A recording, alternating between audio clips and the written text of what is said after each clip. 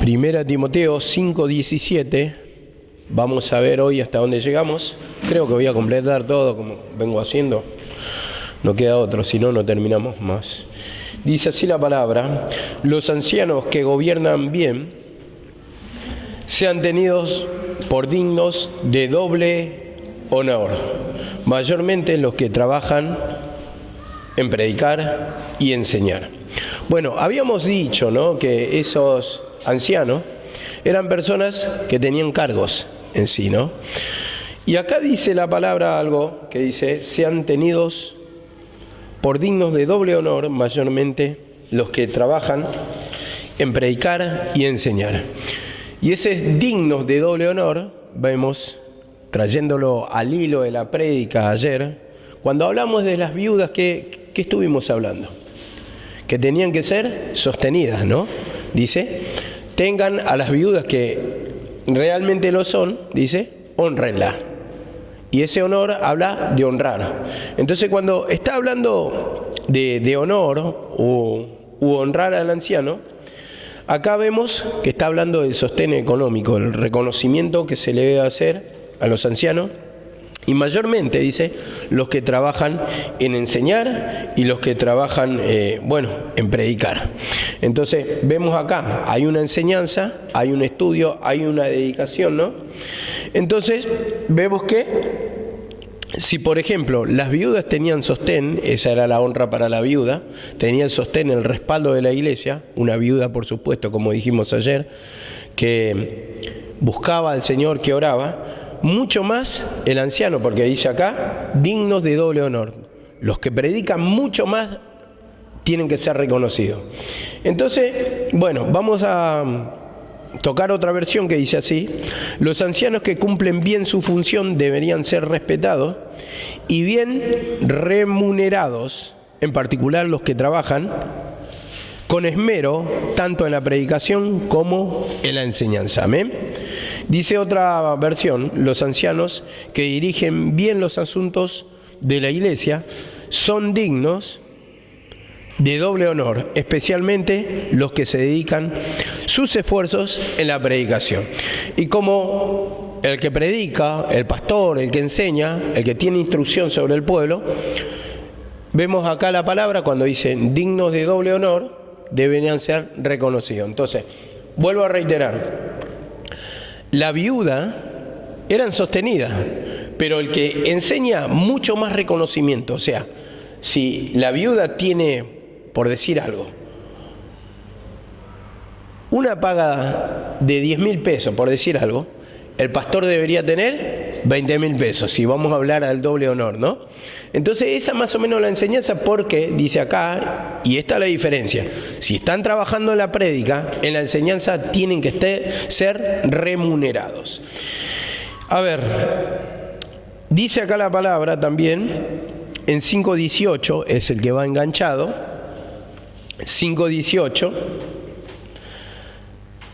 dice así: pues la palabra dice, no pondrás bozal al buey que trilla, y digno es el obrero de su salario. No pondrás bozal al buey que trilla.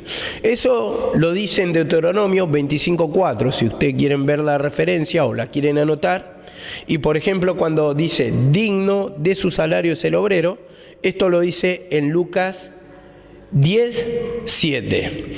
Entonces, esas versiones vemos cómo nos hablan acá que justamente un buey que trilla está hablando acá en el sentido del obrero, del que está trabajando en la obra, que está enseñando. Y cuando dice buey, es que se está entregando a una labor, que se está entregando mansamente, porque un buey es un animal domesticado prácticamente y hace el trabajo de lo que su amo le manda. Y entonces también así es el pastor.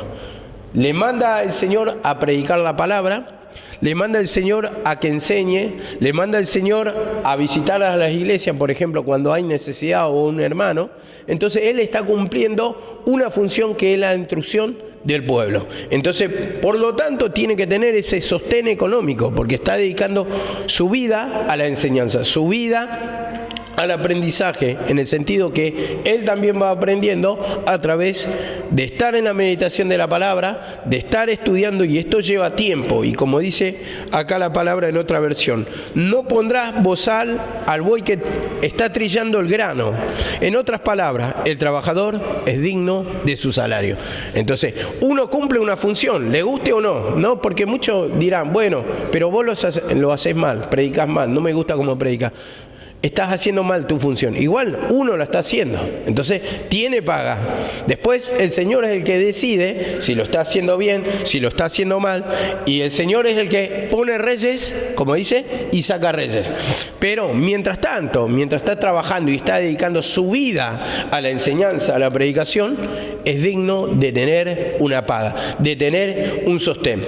Entonces dice en otras versiones, así para que lo tengamos un poquito en claro, dice, no le pongas bozal a un buey para impedirle que coma mientras trilla el grano, porque los que trabajan también merecen recibir su salario. El salario es la paga, el sueldo.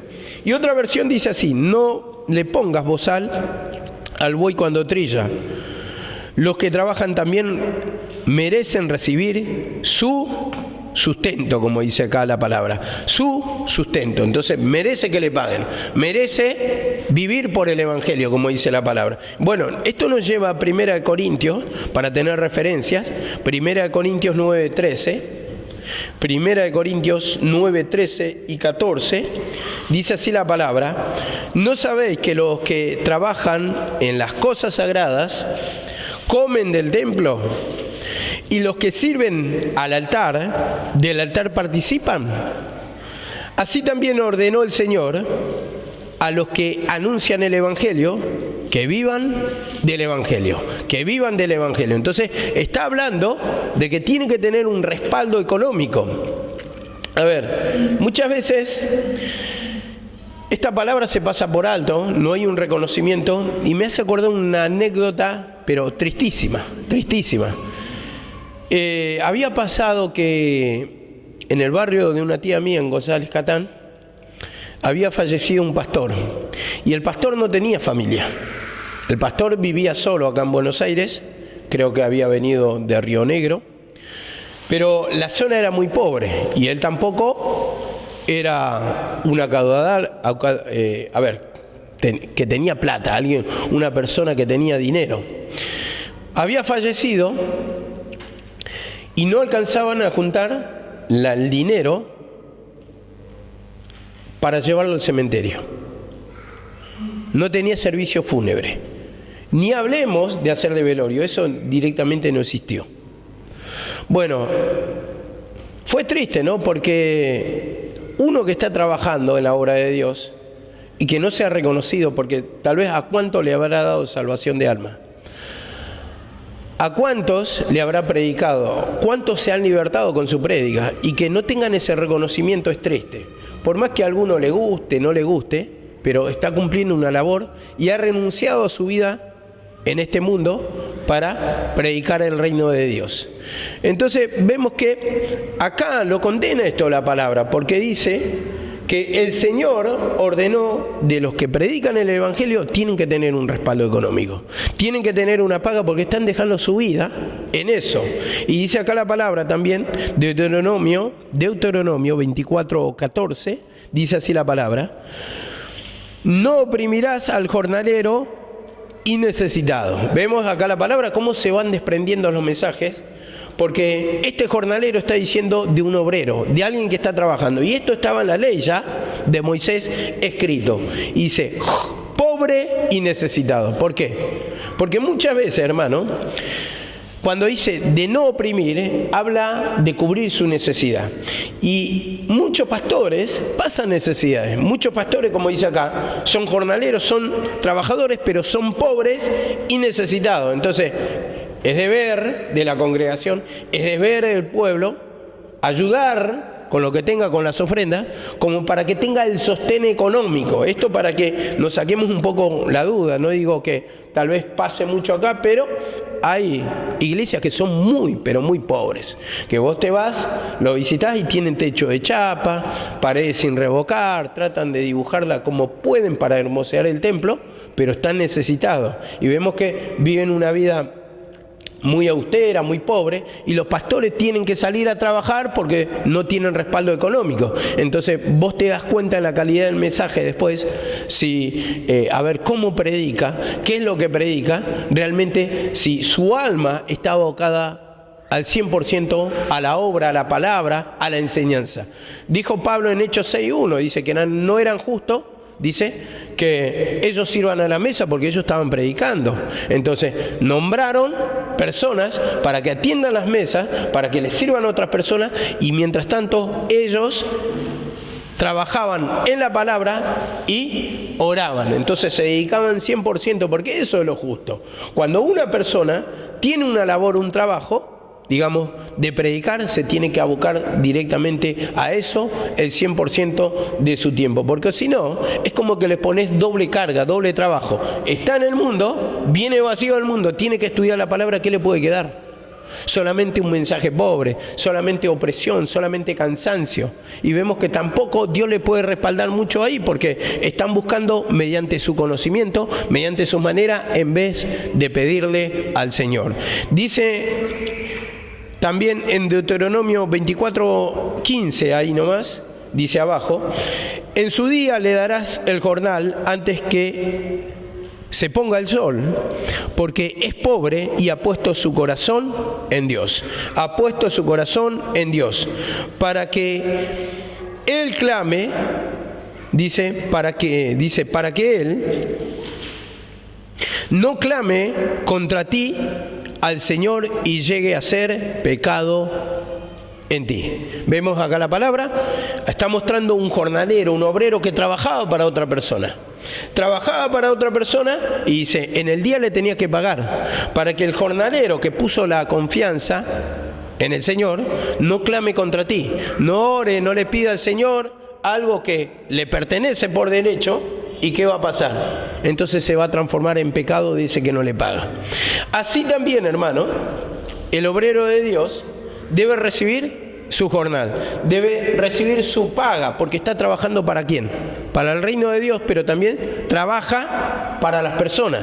En este caso acá hay un contratado, y así, acá como tiene un patrón o tiene un contratado, digamos que el obrero está trabajando para otra persona, y si no le paga, se convierte en pecado. Así también, el pastor trabaja para las personas, o sea, está atendiendo la palabra, se está dedicando el esfuerzo, y si no está cubierta la necesidad, ¿qué va a hacer el pastor? Va a clamar a Dios, pero ¿qué va a pasar? Se va a convertir en pecado del pueblo, cuando no hay sostén económico, cuando está siendo, por ejemplo, mal usada la plata, manejada mal, porque también puede pasar eso. Entonces vemos acá la palabra que en el día le tenían que pagar. Entonces cada día tenían su necesidad y cada día tenían que tener la plata. Entonces esto de cada día me habla que, por ejemplo, entendiendo a nuestro tiempo, cada mes uno va recibiendo la paga. Cada 15 días uno que trabaja por quincena, y algunos trabajan semanalmente, pero el patrón no se tiene que olvidar. Entonces así también el pueblo no se tiene que olvidar de la necesidad del pastor. Tienen que estar puntualmente todos los meses, no digo puntualmente, pero todos los meses tiene que estar el respaldo del obrero de Dios. Y esto me lleva también a Mateo 10:7. Mateo 10:7 dice así la palabra: y yendo, predicad, diciendo, el reino de los cielos se ha acercado. Esto Jesús se los manda a los discípulos para que prediquen. Y fíjate lo que dice en el 10:10, que no lleven, dice, alforja para el camino, ni túnicas, ni 2 túnicas, ni calzado, ni bordón, porque el obrero es digno de su salario, de su alimento. Entonces vemos acá cómo le va apuntando. Ustedes no lleven, no pongan su, digamos, su parte económica, vamos a decirlo así, su parte económica, vayan con lo justo, que el Señor se va a encargar de bendecirlo. Entonces, ellos están predicando y van a recibir la bendición por el camino, van a recibir, donde lleguen, van a recibir la bendición. Entonces, que no pongan esos recaudos o esas previsiones, vamos a decirlo así, esas previsiones del mundo. A ver, tengo que ir a predicar a Panamá, entonces, ¿qué tengo que hacer? Tengo que comprarme el pasaje, voy a ver si alquilo un hotel y todas esas cosas. No, el Señor dice, te va a proveer. Entonces, así tiene que ser el obrero de Dios, no tiene que salir, como dice acá, de su bolsillo, no tiene que salir de su trabajo, sino que el trabajo que le tiene que sustentar a ese obrero de Dios es la predicación. Y esto me lleva a Lucas 10, 7, amén. Lucas 10, 7. Todo rapidito para entender, y estos versículos de apoyo, por supuesto, hay mucha profundidad, pero lo que entendemos de acá, que un pastor que va a predicar y que se está abocando 100% a la obra, no va a vivir del aire. Tiene que tener una entrada, y no le vas a poner bozal al buey que trilla, porque merece la paga, porque está trabajando, está predicando. Entonces, si aboca todo 100% a la obra, no le podés poner bozal, no le podés impedir su bendición, porque algunos dirán, bueno, pero si no se humilla. Entonces, a ver, si el pastor o no te gusta, se va a trabajar, va a traer el sustento del mundo. ¿Por qué? ¿Qué le vas a decir? No tenés fe. Pero él necesita comer todos los días, porque si yo voy a esperar el proceso, mi estómago, o sea, no espera un proceso. Yo me tengo que humillar todos los días para eso también, ¿no? A ver, y hay un tiempo prudencial que nos dice que nos tenemos que humillar los obreros de Dios para recibir el respaldo económico. Pero también, imagínate si no tiene el sustento. Imagínate que un pastor vaya y trabaje. Entonces ya está yendo para atrás. No está cumpliendo con la palabra del Señor. Se le transforma en pecado a él también. Pero también le pide cuenta al pueblo. Vos fíjate que los levitas en la antigüedad dice que se habían olvidado el pueblo de llevarle los alimentos al templo, ya no diezmaban, no llevaban las ofrendas. ¿Y qué pasó? Dice que los levitas, como estaban olvidados, entonces tenían que ir a trabajar la tierra. Se fueron, pero no hubo después palabra del Señor. Por lo cual, al no haber profecía, vino el castigo sobre el pueblo. Mucha maldición sobre el pueblo. Bueno, así también, hermano, cuando no hay palabra en el predicador, porque está ocupado con las cosas del mundo para su sostén, entonces no hay revelación, el castigo sobre ¿quién viene? Sobre el pueblo. No tienen conocimiento, no tienen discernimiento del pecado, no hay profundidad. Entonces cae el castigo sobre ambos, ¿no? Y dice acá la palabra 10:7 de Lucas. Vamos a leer desde el versículo 2. La mies es mucha, mas pocos son los obreros. Rogad pues al Señor de la mies que envíe obrero a su mies. 10:4 dice, no llevéis bolsa, ni alforja, ni calzado. En el 10:7 dice, y posad en aquella misma casa, comiendo y bebiendo lo que os den, porque el obrero es digno de su salario. Hasta ahí vamos a tener la lectura. A ver, le manda a predicar. Este es el mismo versículo que leímos de Mateo. Son los mismos versículos con diferencias pequeñas. Vamos a rescatar algo. La mies es mucha y los obreros pocos. Ahora, pensemos y analicemos en esta palabra. Son pocos los obreros. O sea, lo que nos está diciendo indirectamente, son pocos los que quieren predicar. Son pocos los que están dispuestos a dejar todo para predicar. Por lo tanto, ¿merecen qué? El sustento. Vamos a una cuestión laboral y en un entendimiento natural. Cuando hay pocos especialistas en una materia, lo que tienen es buena paga. ¿Amén? ¿Amén? Buena paga, te cobran caro. ¿Por qué? Porque hay pocos. Por ejemplo, los que acá en Buenos Aires se dedican a esos relojes gigantes de reparar, creo que había una sola persona acá en Argentina.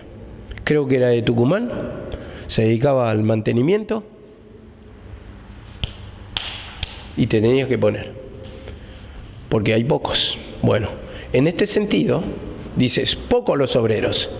Y si es especialista, y si está trabajando en la prédica, por lo cual no muchos están dispuestos, muchos no quieren renunciar a su vida, a su meta natural, entonces ¿cómo no lo vas a respaldar? Si está haciendo el trabajo de investigación por vos, está estudiando la Biblia por vos, está en la comunión del Señor por vos, está clamando por tu alma, te está instruyendo para que te vaya bien en todo. ¿Y cómo no va a tener respaldo económico? Dice acá la palabra, no lleven las bolsas ni las alforjas, dice, no lleven. Y entren a las casas, dice, y a donde posan, en esa misma casa, dice, estén comiendo y bebiendo de lo que se le dé. Entonces, ¿por qué? Porque es digno de su salario.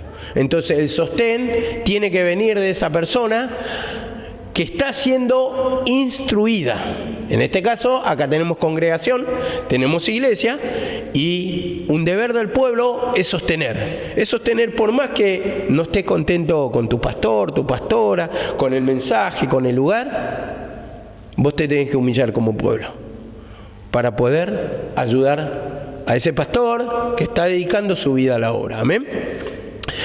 A ver, pasemos a otro tema, 5:19. Dice así la palabra, 5:19.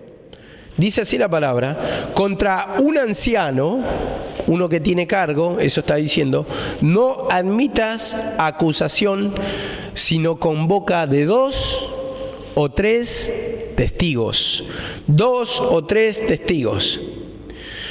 Otra versión dice así, para aclarar, cuando alguien acuse a un líder, pídele que presente 2 o 3 testigos. Si no lo hace, no le prestes atención, no escuches lo que dice. Bueno, no voy a leer muchas más versiones, sino que vamos al versículo de referencia, que dice en Deuteronomio 19:15. Deuteronomio 19:15 dice así la palabra: no se levantará un solo testigo contra un hombre por cualquier iniquidad o por cualquier pecado que haya cometido. El caso será confirmado por el testimonio de 2 o 3 testigos. ¿Vemos acá la palabra? ¿Cómo? Esto estaba ya en la ley, estaba en la ley escrito, en el Antiguo Testamento, y vemos cómo dice, tienen que haber 2 o 3 testigos, no es palabra contra palabra, no es una acusación, y menos, como dice acá Pablo, hacia un líder. No le hagas caso. Pero si esa acusación fuera verdadera, bueno, ahí se escucha, pero se tienen que presentar 2 o 3 testigos primeramente para que conste el asunto. Y esto me lleva al 5:20, cuando dice 5:20, a los que persisten en pecar, repréndelos delante de todos para que los demás también teman. A ver, repréndelos a los que persisten en pecar. Y acá está hablando por todos, pero más propiamente, como se presenta el caso de que hay una acusación sobre un líder, sobre un pastor, sobre alguien que tiene cargo, pero dice, si están pecando, porque otra versión dice, a los que pecan, repréndelos en público para que sirvan de escarmiento. Y ese a los que pecan se están refiriendo a los líderes. Para mí a todos, pero a los líderes, como está hablando de los líderes más concretamente, entonces, si los líderes están pecando y comprobamos mediante boca de 2 o 3 testigos, dice, repréndelo delante de todos. Dice que era una costumbre en las sinagogas, en ese tiempo, cuando había o estaba acusado algún líder estaba acusado de que estaba manejando mal la obra, pero un pecado que era que podía traer perjuicio a la congregación, entonces dice que ahí se acusaban, ahí se decían todo en la cara. Entonces había una exhortación hacia esa persona. Bueno, entonces como dice acá, repréndelos. Y estos pecados más bien no tienen que ser, Emma, por ejemplo, dejó el plato sucio. No tienen que ver con pecados chiquitajes, como decía el hermano Alejandro, cositas que son personales, no tiene que ver con esto. Tiene que ver con los perjuicios de la obra, cómo puede contaminar a otras personas.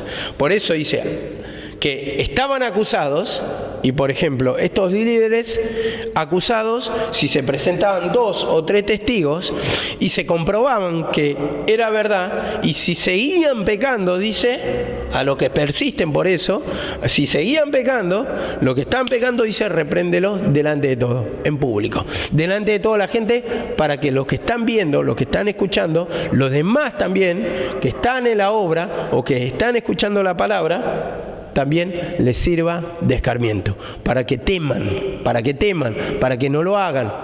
Y hay un caso, por ejemplo, en el Antiguo Testamento, que dice, si te incitare tu hermano a servir dioses ajenos, dice, que lo lleven delante de toda la gente, morirá apedreado, y dice, y esto servirá para que los demás también teman.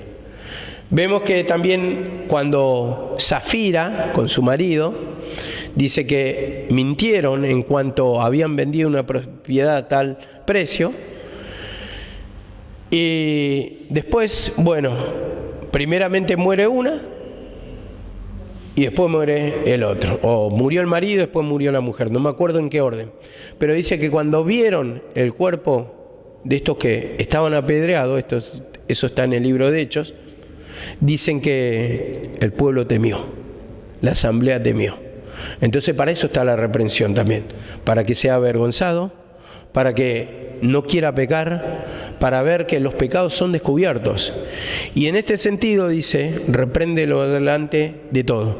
Gálatas 2:14, que es la referencia, para entender el por qué digo, no pecados que son chicos, sino pecados de congregación. 2:11, vamos a leer a partir del 2:11. Dice así la palabra en Gálatas. Pero cuando vino Pedro de Antioquía, le resistí cara a cara, porque era de condenar. Pues antes que viniesen algunos de parte de Jacobo, comía con los gentiles. Pero después que vinieron, se retraía y se apartaba, porque tenía miedo de los de la circuncisión. O sea, los judíos. Los judíos en este caso, judaizante. Y dice, y en su simulación participaban también los otros judíos, de tal manera que aún Bernabé fue arrastrado por la hipocresía de ellos. O sea, Pedro lo hizo por temor. Después fue arrastrado Bernabé, engañado. Entonces por la hipocresía de ellos le tomó el mismo espíritu y vemos que le reprendió Pablo. Y dice acá, pero cuando vi que no andaban rectamente conforme a la verdad, le dije a Pedro delante de todos, si tú siendo judío vives como los gentiles y no como judíos, ¿por qué obligas a los gentiles a judaizar? Vemos cómo le reprendió delante de todo. ¿Por qué? Porque era un daño para la congregación. Arrastraba a los otros hermanos de tal manera que también lo perjudicó a Bernabé y a los demás judíos. Vemos que cuando justamente trae un daño en la congregación, es el momento de reprenderlo delante de todos. Porque, por ejemplo, si tu hermano peca contra ti, como dice, que yo me olvidé de anotarlo, pero dice, tómalo, dice, contigo, tómalo contigo, dice, y dile, repréndele. Y si él se arrepiente, dice, habrás ganado a un amigo, un hermano, o algo así. Pero si no se arrepiente, dice, decilo delante de toda la congregación. Y si no se vuelve a arrepentir, dice, tenelo con gentil y publicano. Son pecados que a veces se abordan entre hermanos que se pueden resolver, pero los que van directamente delante de la congregación, cuando vos ves que te van arrastrando, Van arrastrando a los hermanos. Entonces eso sirve de perjuicio. A ver, ¿podemos nombrar algún tipo de pecado que haya pasado en el pasado? Por ejemplo, cuando entraba algunos que eran viciosos, entonces le tenés que reprender delante de todos. Vos traes drogas, ¿Por qué? Porque estaba perjudicando a los demás hermanos. Algunos que traían o querían vender, que en la puerta ya te das cuenta que estaban haciendo negocio. Entonces todo eso es perjudicial para la obra. O sea, vos lo amparás, vos le das un techo, vos le das una comida, pero viene otro y te lo arruina. O familiares que muchas veces venían y le traían sus vicios. Entonces eso es perjudicial. Entonces uno no puede justamente tapar esos pecados. Entonces uno tiene que reprender, uno tiene que mostrar, uno tiene que hacer patente esos pecados para que se arrepientan. Entonces así también toda clase de pecados que traen perjuicio a otra persona, o sea, a la obra, y que van arrastrando, eso se le tiene que poner un límite, una reprensión. Ahora no pasa tanto lo de los vicios, no digo no pasa tanto porque puede llegar a pasar, pero no es contagioso, no. En el sentido de que, a ver, este muchacho está con el problema. Pero si después me lo arrastra Emma, me lo arrastra Eri, entonces yo lo tengo que hacer patente delante de todo, ¿no? ¿Nos cuenta así la palabra? Cuando es perjudicial. Así también en las pasiones. Es lo mismo en las pasiones. Por ejemplo, si viene tal persona a coquetear, una mujer a coquetear y me arrastra a las ovejas, o vive acá y me contamina las ovejas, me las arrastra a las pasiones, entonces eso lo tengo que exponer. ¿Por qué? Porque nosotros le damos la palabra para que sea libre. Y tal vez esté creciendo espiritualmente y esté conociendo y en un momento está bien. Pero llega un momento que Satanás, como es astuto, utiliza un instrumento y si es perjudicial para toda la grey, es perjudicial para la iglesia, es contaminación, tengo que exponerlo. Así también la murmuración, cuando murmuran de uno, de otro, y está perjudicando a una persona nueva, también se tiene que exponer, porque muchas veces se murmura, no porque predica mal, no porque mentira, no porque anda así, y la murmuración es perjudicial para la obra. ¿Por qué? Porque cuando ya escucha el hermano nuevo la prédica de tal persona, lo va a escuchar de una forma diferente. ¿Por qué? Porque supuestamente sabe su debilidad. Y tal vez pueda tener debilidad, pero es un pecado que perjudica a la obra. Entonces, eso es lo que condena el Señor acá y lo que se tiene que condenar delante de todos, ¿no? Eso lo dice la palabra, porque muchas veces queremos callar, ¿no? Decimos, no, es escandaloso decirlo delante de toda la iglesia o delante de los hermanos. En este sentido, tal vez no la iglesia, pero si tenemos un movimiento acá y somos, por ejemplo, 10 personas acá viviendo, y se lo tengo que decir delante de todos, se lo tenemos que decir, se lo tienen que decir. Entonces, ¿por qué? Porque trae perjuicio. Y cuando trae perjuicio, directamente está arruinando a las almas, está arruinando a la grey, y al final el Señor trae, pero hay un instrumento, una manzana podrida, que lo aparta. Entonces eso es perjuicio, entonces eso se tiene que reprender. Amén. Y dice acá la palabra también en 5:21 dice así: te encarezco delante de Dios y del Señor Jesucristo y de sus ángeles escogidos, que guardes estas cosas sin prejuicio, no haciendo nada con parcialidad. Sin prejuicio, no haciendo nada con parcialidad. Y cuando dice sin prejuicio, es que muchas veces tenemos una opinión formada de una persona, de antemano, una opinión formada, tal vez por comentarios, por cosas que vimos anteriormente, pero dice acá, no haciendo nada de estas cosas, dice que las cumplas sin prejuicio, sin acepción de personas, no haciendo nada con parcialidad. Somos parciales muchas veces en nuestro juicio, en nuestra forma de conducirnos, en nuestra forma de decidir, y muchas veces sí es nuestra naturaleza. Entonces, esto me lleva a Levítico 19:15. Levítico 19:15. Dice así la palabra: no harás injusticia en el juicio, no favorecerás al pobre ni complacerás al rico, sino que con justicia juzgarás a tu prójimo. Entonces acá está mostrando un favoritismo. En el libro de Santiago también lo dice. Entra un pobre a la congregación, un rico a la congregación, ¿qué dice? Le pone los mejores lugares, Pero entra un pobre y dice, quédate parado acá o escondete, ponete acá abajo de mi atrio, de donde escribían los... O sea, no escribían, no, donde tenían... Ustedes se fijan en las películas como eran los atrios del consejo, donde estaban todos los ancianos escuchando la palabra. Bueno, la cuestión es que hacemos acepción de personas, o se hace acepción de personas, muchas veces con miramiento, teniendo preferencia, favoritismo por la persona, pero cuando dice hagas juicio, no lo harás con injusticia. Tenés que ser justo. La equidad sobre todo es lo que pide el Señor. La igualdad, no importa si es tu amigo, no importa si te llevas mejor con esa persona, lo justo es justo. Y tal vez puede pasar que esta persona viene fallando siempre y esta persona vos lo ves que es prudente y más o menos la viene peleando. Pero cuando esta persona prudente falla y la otra no, entonces hay una diferencia entre ellos, vos tenés que fallar por la justicia, por lo que es realmente correcto.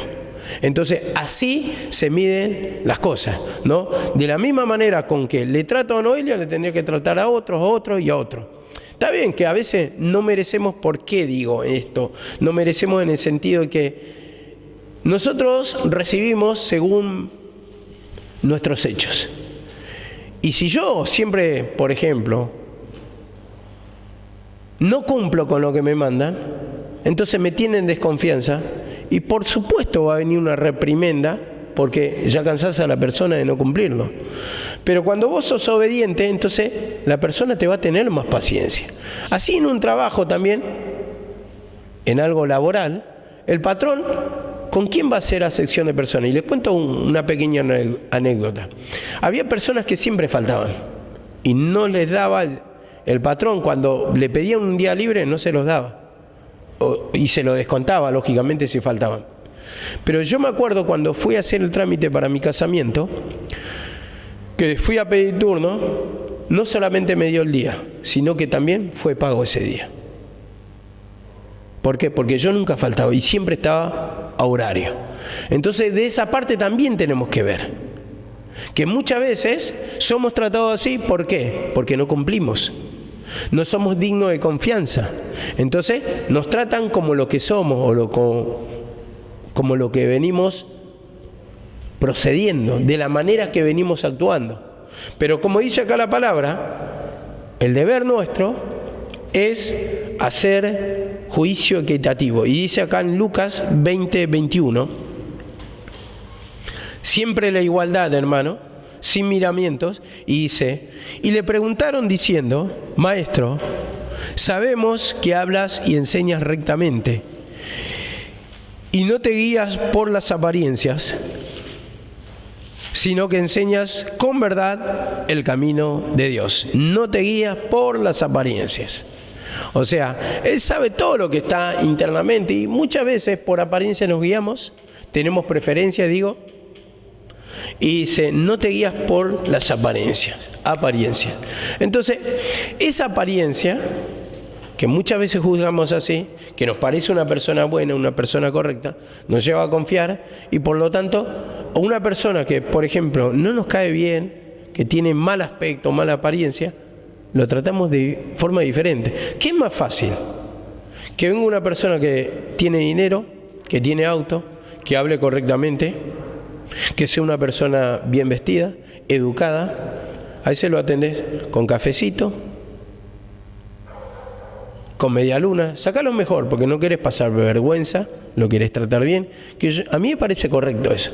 Pero si viene una persona, vamos a decir, muy necesitada, muy pobre, y bueno, le ponemos un mate con yerba lavada,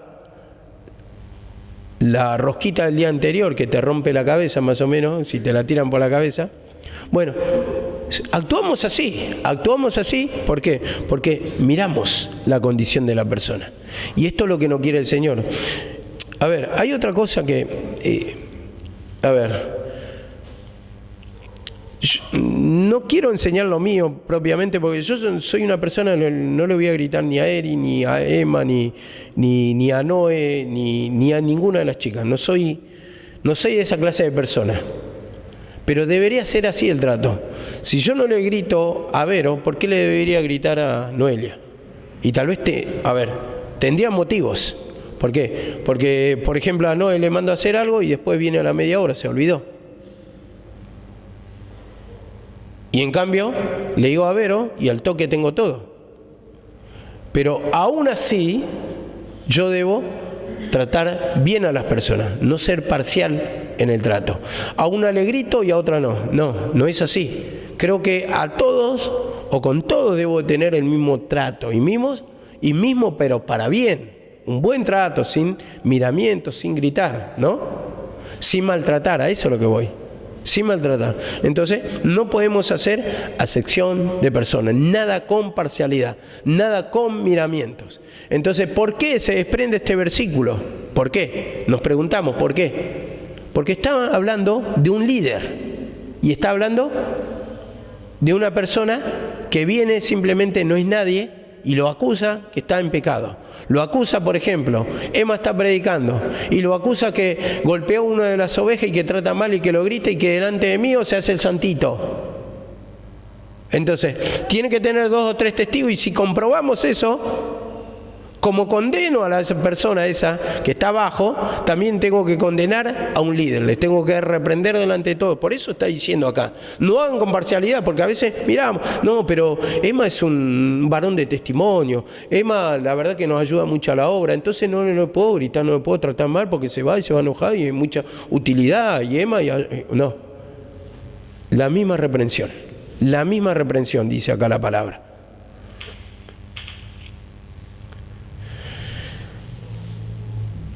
Hoy tocaron el timbre 2 veces, ¿verdad? Igualmente se lo dije a esa persona. Se lo dije bien, no le grité, pero después se lo voy a aclarar. Tocaron el timbre 2 veces, fui a abrir. Como nadie abría, sentía que nadie se levantaba y digo, voy a ver, porque no sé si abajo la otra persona que estaba, o no sé si había personas abajo. Bueno, me voy. Había tocado 2 veces ya sin abrir la puerta a nadie. Y vengo y después miro al baño por si acaso estaban en el baño. No había nadie. No me fui al fondo. La verdad no sé si estaba alguien en el fondo, porque a veces se quedan ahí. Bueno, vengo para arriba y mi hermana estaba ya durmiendo. Yo me di cuenta, toqué así y después hizo ese gesto. Es el típico que te quedaste dormido. Estaba con los auriculares. Si vos estás con el timbre, no podés estar con los auriculares. A eso es lo que voy. Entonces le digo, pero le pregunté bien todo, pero ¿quién está encargada? ¿Vos o hay alguien abajo? No, yo. Bueno, no, porque tocaron el timbre 2 veces. Bueno, después me toca decirle que si estás encargado del timbre, no podés usar auriculares. O usar auriculares de un lado. Y si tocan o si no, por ejemplo, porque muchas veces se pasan la bola y puede pasar que la persona se va al baño. Entonces, si suena el timbre acá y hay una encargada abajo, pueden arreglar. Mira, si llega a tocar la segunda vez el timbre, otra persona que baje para atender, pero los dos se deben cubrir y por lo tanto no pueden estar con los auriculares puestos, porque es fácil, no, pero estaba encargada, por ejemplo, Alejandra estaba encargada, por eso yo me puse los auriculares estando abajo. Tampoco. Porque lo correcto es que se atienda a la persona y por lo tanto, si vos estás con los auriculares, no vas a escuchar nada. ¿Y para qué te pones abajo? Si no vas a escuchar nada, es otra cosa. Porque si uno ora, mayormente nosotros ¿cómo oramos? Con los ojos cerrados, ¿no? Es verdad. Más eso que tal vez estamos hablando, o tal vez estamos dormidos, o tal vez estamos escuchando la música, ojos cerrados, y música, olvídate, te roban, a ver, te pueden robar los calzoncillos con el pantalón puesto, por decir algo, que no te das cuenta. Entonces, cuando debemos hacer la obra del Señor, debemos hacerla bien, amén. Vamos a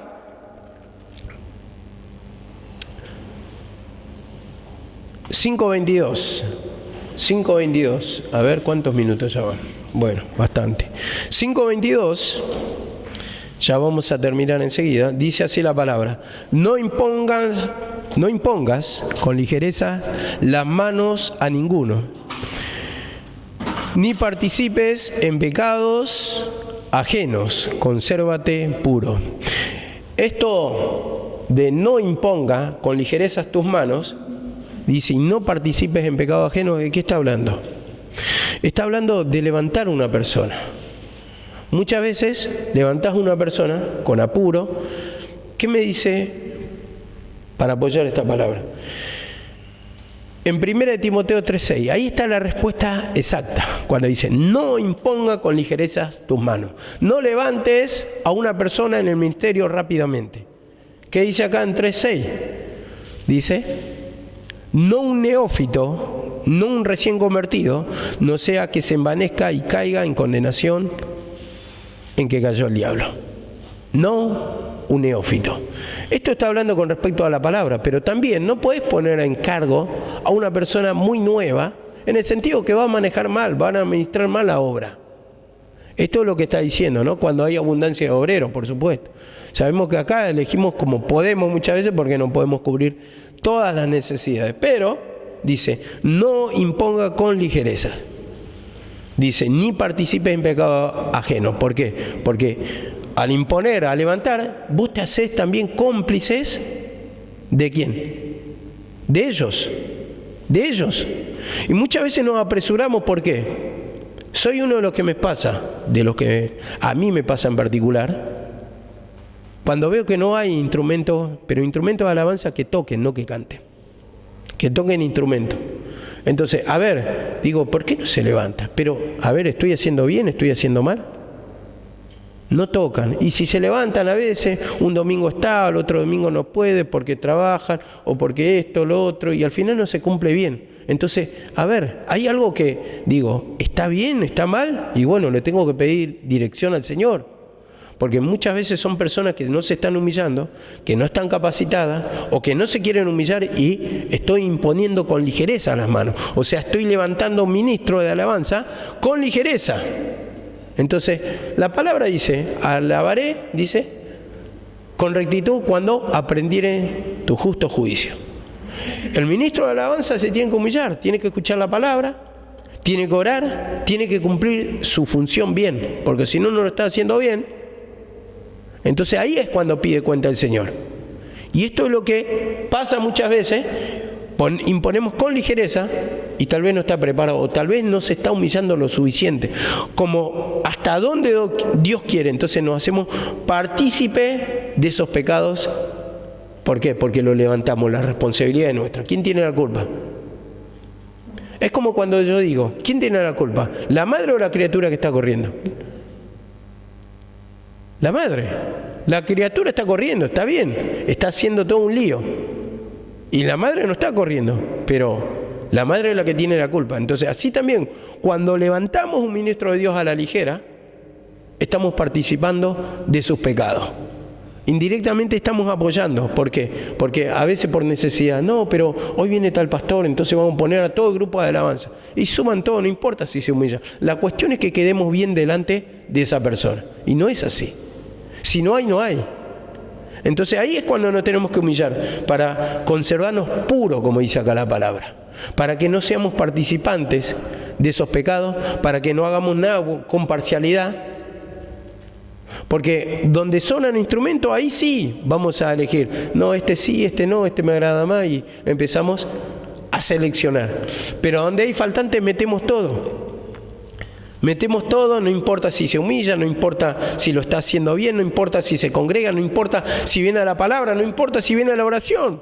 Vamos, vamos, total. Y total, como dijo Karina, por una visión ella la mostraba bien, que estaba, pero ella estaba haciendo malas cosas. Y así muchas veces nos engañamos por la visión. Sí, pero me mostró que se está humillando, entonces lo vamos a subir. Me mostró, sí, pero ¿cuál es su condición? Ese es el tema. ¿Cuál es su condición? Hay algunos que por misericordia los levanta el Señor, que dice, subilo porque yo lo voy a usar, porque mientras tanto voy a tratar con él así, mediante la alabanza, para que se ponga las pilas, para que cumpla su ministerio. Hay cosas de esas, pero no debe ser una constante. Hay excepciones a la regla, pero no debe ser una constante, porque si no después el Señor nos pide cuenta. Sube un instrumento de alabanza que nunca viene a la palabra,